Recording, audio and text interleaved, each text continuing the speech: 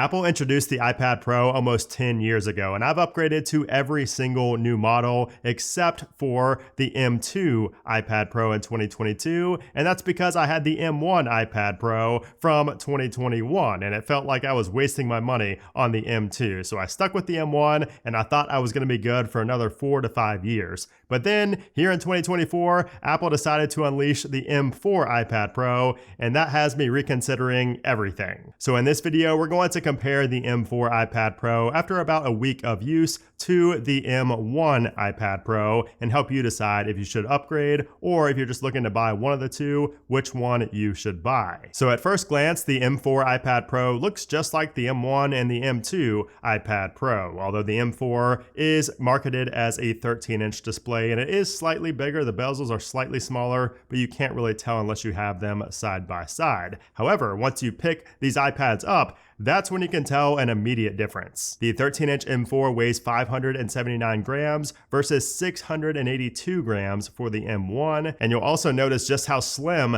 the M4 iPad Pro is, and that's because the 13-inch is 5.1 millimeters thin. That is the thinnest Apple product ever, and that is compared to 6.4 millimeters on the 12.9-inch M1. And the camera housing is also different on the back, so the M4 is missing that additional ultra-wide lens in favor of something better, which we'll discuss later, but you could just see an overall difference in the look. And then we do also have the iPad Pro branding here on the bottom. But with all that being said, I almost never just carry the iPad Pro by itself. It is always on my Magic Keyboard, and the Magic Keyboard also got a big refresh this year, and it looks far more premium and it feels far more premium than the previous Magic Keyboard because it's now made of aluminum. There's also a function row that makes a huge difference. So you have the volume, you have the brightness, you have lock, unlock. All that is super clutch to have on the keyboard itself. The trackpad is also bigger with haptic feedback, and it just feels better and not nearly as loud when clicking versus the old Magic Keyboard.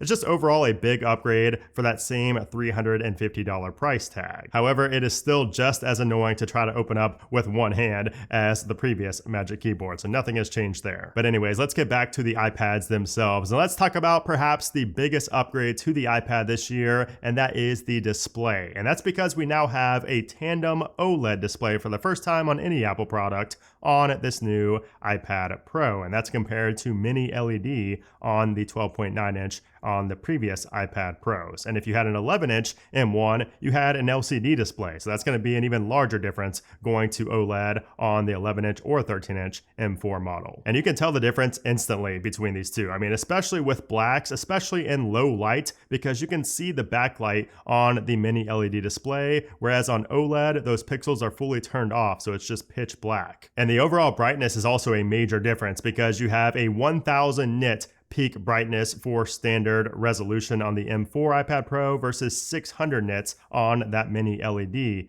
display. Now, both of these do get up to 1600 nits when watching HDR, but OLED has more, contrast and has sharper colors than mini LED. And the new 2024 iPad Pro is also the first iPad to offer a nano-texture display, which is what I've been using and loving. This has less reflections, less smudging. It feels more fluid and smooth with your finger and the pencil swipes. I'm going to talk a lot more about this in my full review of the M4 iPad Pro, but I just like this nano-texture a lot better than the regular glossy display that you had on the M1 and M2 iPad Pros. And keep in mind, this is just an option on the M4 iPad Pro. You can also get it with the standard glass as well on this new iPad. So the overall display has just completely blown me away. It's even better than I expected, and I expected a lot from OLED, but that alone made me start considering, like right away, that made me consider ditching my M1 for the M4 just based on the display alone. But it gets even better because we have to talk about another first for the iPad Pro, and that is the M4 chip. So we have the new M4 chip versus the M1 chip, and that sounds like a major jump,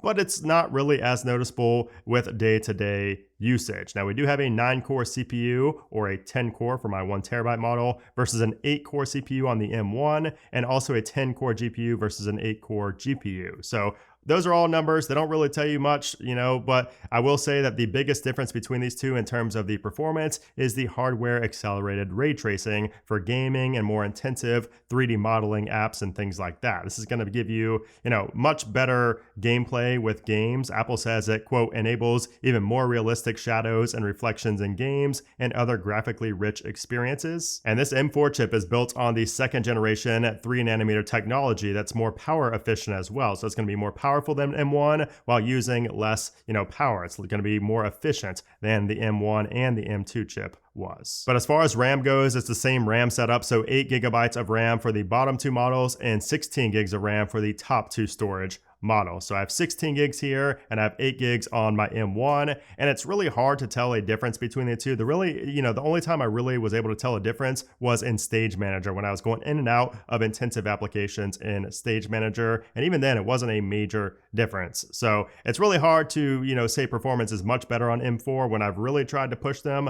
I did do a video export test in Final Cut Pro and it was a good bit faster on the M4. But overall, just day-to-day things, it's not going to be a huge jump. So I would not upgrade just for the M4. But when it comes to battery life, this is something that really shocked me because the M4 iPad Pro has a smaller battery than the M1 iPad Pro. So it has a 38.99 watt-hour battery versus a 40.88 watt-hour battery on the M1. However, the M4 chip, again, is going to be more efficient. So it's going to, you can have a smaller battery and still get better battery life because the chipset is making the whole, iPad run more efficiently. And we do also have the battery section and settings on the M4 iPad Pro, which is really nice because this shows the battery capacity. I really wish my M1 had this so I can compare the battery capacity on that because my battery life has not been great on M1. And that's probably why M4 feels so much better, but it does seem like I will end up getting better battery life out of the M4 because of that chipset. But yeah, both the M1 and the M4 can get me through a full day easily. I've just noticed that the M4 is slightly better in terms of battery usage. Okay, so we talked earlier about how the cameras look different on the back, and there's actually a difference in the functionality as well because the M4 iPad Pro improves document scanning with the new adaptive True Tone flash, which Apple uses in tandem with AI to remove shadows from documents. And then that front-facing camera is on the landscape side now, so that is much better for center stage, and also it's more natural for Face ID to unlock versus the M1 and M2 iPad Pros. And post-image processing will also be better because we do have Smart HDR4 on the M4 iPad Pro. So if you take a lot of photos, you might notice a difference there as well. Now, when it comes to the speakers and the microphone quality, I'm just gonna let you see which one you think is better because both of these are gonna have the same 4-speaker setup. The speakers do look a bit different on the M4, but take a listen to this and see if you can tell a difference. When you break it up, you'll see who had it all, you had it all.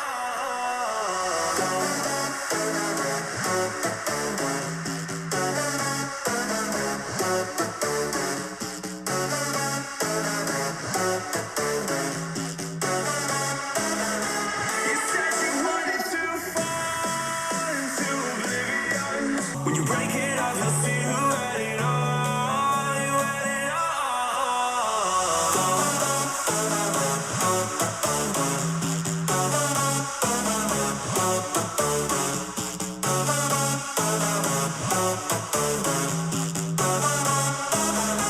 You said you wanted to fall into oblivion. And then what's interesting about the microphones is that the M4 has 4 studio quality microphones, whereas the M1 has 5 studio quality microphones. And here's what those sound like. All right, this is a video and audio test on the M1 iPad Pro 12.9 inch to see if it's better than the M4 13-inch iPad Pro. Okay, this is a video and audio test on the M4 iPad Pro to see if it's better or just how much better it is than the M1 iPad Pro. So with that being said, if you have an M1 iPad Pro, should you trade it in or should you sell it and get the M4 iPad Pro? Now, if you go to Apple's website and you do a trade-in, Apple's going to give you around $510 in trade-in value for your 12.9-inch M1 iPad Pro. So that leaves you with around $800 that you owe after tax for a base model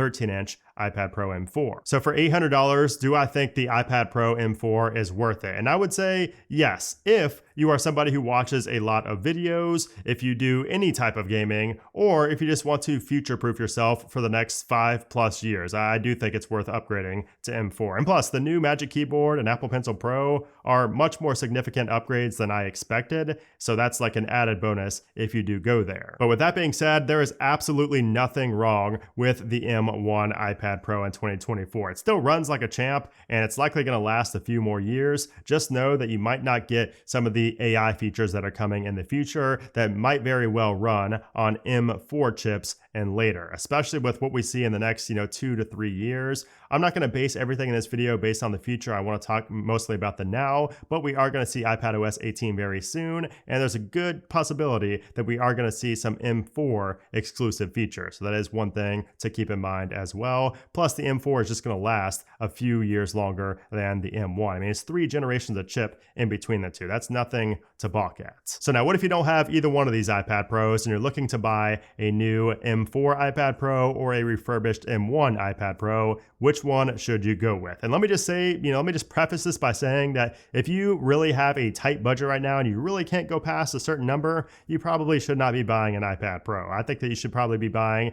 an iPad Air 5 or the new iPad Air M2. Those are going to offer you a better value, and they're going to be cheaper, and you don't have to worry about, maybe living beyond your means and buying something that you really can't afford. So with that out of the way, I think that if you can stretch your budget a little bit, you should go with the M4, even over a refurbished M1. And I know this might not be what everybody is telling you out there. People are going to try to, say save the $500 or whatever, but I think that the M4 just offers so much value. It's so much better in every way over the M1. I mean, some things are very minor, like the performance and things like that, the battery life.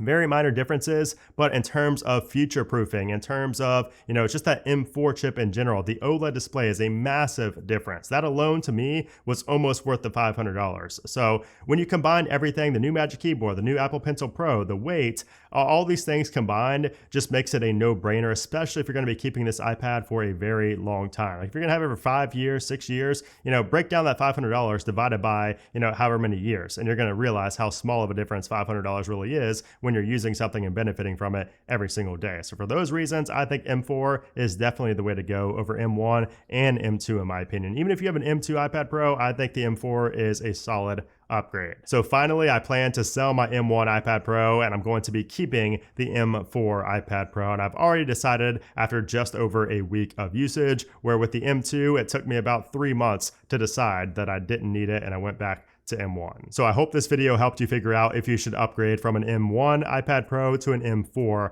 iPad Pro. If it did, I would appreciate if you give this video a thumbs up. Also leave a comment down below with which iPad you have. If you were in the same situation, what did you do? Did you upgrade? Are you going to stick with your M1 for a little bit longer? Let me know your thoughts down there in the comments. And if you want to continue seeing iPad Pro coverage, be sure to hit that subscribe button down below. I will have more content coming. But anyways, guys, thanks again for watching, and I'll see you soon.